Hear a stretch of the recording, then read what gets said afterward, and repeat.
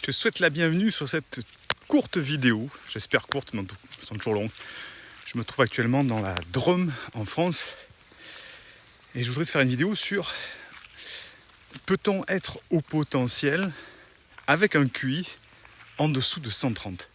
Comme ça, je vais te faire profiter un petit peu de ce magnifique paysage pendant ma balade où je vais remonter dans un petit village où je suis là pour l'anniversaire d'un ami. Donc, peut-on être au potentiel avec un QI de moins de 130 ? Alors, pour partir du début, qu'est-ce que c'est que le QI ? Qu'est-ce que c'est qu'un test de QI ? Qu'est-ce que c'est que le haut potentiel ? Et finalement, peut-on être au potentiel avec un QI en dessous de 130 ? Le QI, c'est le quotient intellectuel. C'est une mesure de ce qu'on peut appeler l'intelligence cognitive, l'intelligence que moi j'appelle de performance. Pour mesurer le QI, il y a différents types de tests qui ont été mis en place par des psychologues, dont en France, le test WISE-4, qui a été amélioré au fur des années, et le test qu'on appelle le VISC pour les enfants. Ça, c'est en France. Dans d'autres pays, on en utilise d'autres. En France, c'est le WISE qui fait en quelque sorte référence et qui permet de calculer le quotient intellectuel et de donner un chiffre final de QI, de quotient intellectuel. La norme clinique académique dit que un haut potentiel, c'est une personne qui a un QI qui doit être supérieur à peu près 130. Voilà. En dessous de 130, on est ce qu'on appelle normopensant. Au-dessus de 130, on passe dans la catégorie surdoué, haut potentiel. Ça, c'est donc la définition. Deuxième étape, qu'est-ce que c'est qu'un haut potentiel ? Un haut potentiel, qu'on appelle aussi un surdoué, on a beaucoup de mal à le définir parce qu'il n'y a aucune entité, organisme qui a mis d'accord tout le monde sur la définition même de l'intelligence et du haut potentiel. Donc ce qui fait que quand on dit cette personne est au potentiel, certains prennent comme référence le test WISE-4 en disant c'est au-dessus de 130, la personne est qualifiée de surdoué ou de haut potentiel. En dessous de 130, elle ne l'est pas. Comme s'il y avait une sorte de barrière, de mur du son, du haut potentiel, où d'un coup on devient intelligent, de son on ne devient pas. Donc tu l'as compris, c'est un petit peu... Je force un peu les traits et je te donne déjà mon avis par rapport à ça.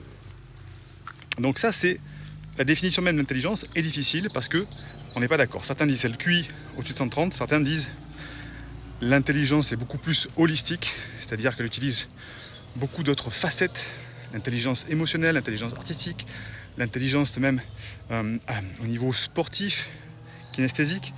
Et donc en fait, l'intelligence a une double définition, soit une définition cognitive de performance, avoir un cerveau performant qui va vite, qui est capable de calculer, de faire des tests de logico-mathématiques, de logique et de mathématiques. Et l'intelligence plus holistique, qui va être plus dans la modélisation, dans l'analyse, dans la synthétisation des éléments, pour obtenir une réponse la plus pertinente, la plus efficiente à un moment donné. Par exemple, je suis perdu dans la forêt, comment je fais pour m'en sortir ? Là, même si tu as une intelligence cognitive, mathématique, très rapide, très performante, si tu n'arrives pas à analyser tous les éléments et trouver la bonne solution, tu es un petit peu perdu. Donc il y a ces deux types de définitions d'intelligence qui se confrontent gentiment. Et donc c'est ça. Troisième étape, est-ce que on peut avoir un haut potentiel avec un QI en dessous de 130 ? Tu commences à connaître ma réponse pendant que je suis en train d'arriver au village en passant sous ces magnifiques tilleuls. Ce sont des petits tilleuls, ça. Oui, on peut être au potentiel avec un QI en dessous de 130. Pourquoi ? Parce que le QI, le quotient intellectuel, ce n'est qu'une information donnée à un instant T, le jour de la passation de ce bilan psychologique. Donc, certains vont être très à l'aise avec ça, très à l'aise avec le stress de l'examination, de l'examinateur. Ils vont performer à un test de QI. D'autres vont être beaucoup moins à l'aise, notamment les HPE, les hauts potentiels émotionnels ou les hypersensibles, qui eux vont être submergés par les émotions et donc vont parfois sous-performer à ce type de test. Ou alors leur intelligence ne se situe pas spécifiquement dans le côté cognitif et performance. Elle se situe dans un domaine beaucoup plus souple, malléable comme l'intelligence artistique, créative, kinesthésique, sportive, bref, musicale, qu'on ne mesure pas dans ce type de test-là. Donc oui, on peut avoir un haut potentiel avec un QI en dessous de 130, et le QI n'est pas un chiffre hyper stable. Alors bien sûr, tu ne vas pas passer de 60 de QI à 140 de QI du jour au lendemain, mais le QI, quand on est comme ça à cette limite de 130, on peut se retrouver parfois à 120, 115, parfois 135, 145, et ça peut osciller en fonction du jour J, de la qualité, de ton acuité le jour de l'examen, etc. Et inversement, on peut avoir des QI qui sont au-dessus de 130, que certains, dont moi, ne considèrent pas comme haut potentiel, puisque ce sont des brillants bosseurs, ce sont des gens qui ont bossé, qui ont augmenté leur capacité cognitive et de performance jusqu'à arriver à un niveau de rapidité, de performance intellectuelle sur ce type exactement d'intelligence que l'on mesure dans le test WISE-4. Et donc effectivement, ils sont brillants. Est-ce qu'ils sont au potentiel? Est-ce qu'ils ont une capacité à modéliser, synthétiser les informations pour, dans n'importe quelle situation, trouver la solution la plus efficiente? C'est pas tout le temps le cas. On a parfois des gens super intelligents pour encore donner un petit peu des extrêmes dans la résolution de problèmes mathématiques, des physiciens, mais on va les lâcher devant une partition de musique, et ils vont être perdus, on va les lâcher dans la nature, ils vont être perdus. Est-ce que c'est ça être intelligent?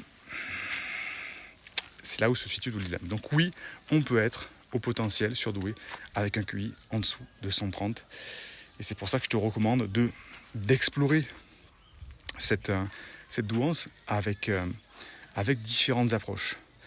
Passe un test WISE-4 si tu en as envie, ça peut être intéressant. Passe un bilan de détection de la douance au niveau de l'université de haut potentiel, tu as un lien sous la description qui te permet d'explorer aussi, mais ne prends pas comme bilan, comme résultat, comme parole d'évangile pour tous ces tests qu'on te propose là. Ce ne sont que des appréciations, parfois un petit peu subjectives, et donc c'est à toi-même de te faire une idée sur ton profil psychologique en t'aidant de l'avis de plusieurs spécialistes et de plusieurs experts pour au final te dire effectivement, j'ai lu plusieurs bouquins, j'ai vu plusieurs vidéos, plusieurs conférences, j'ai fait plusieurs examens, plusieurs tests, et effectivement tout ça, j'ai tous les indices qui se réunissent pour pouvoir valider que j'ai un profil au potentiel tel que moi je le définis, enfin moi, toi, tel que toi tu peux le définir, puisque chacun a son définition d'intelligence. N'oublie pas de mettre un petit like pour remercier cette vidéo, de la partager avec quelqu'un qui aurait besoin, et puis toutes les informations sont en description si tu as besoin d'aller plus loin avec l'université de haut potentiel. Je te dis à très vite, bye bye.